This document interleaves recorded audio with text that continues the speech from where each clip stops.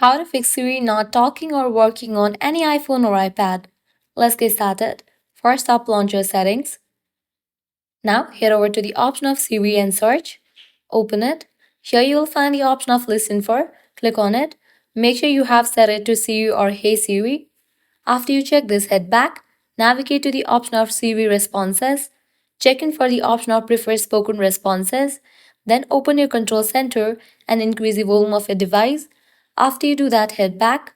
Go to the main page of settings, head over to the option of general, navigate to the option of shutdown. Now slide this icon to the right to turn off your phone. Once you do that, wait for a few minutes and then turn it back. Next, update your phone software to its latest version. For that, click on this option Software Update.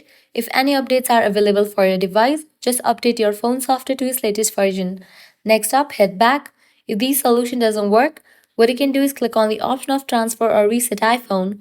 Click on Reset. Click on Reset All Settings. Now enter your phone's passcode over here and continue with the process.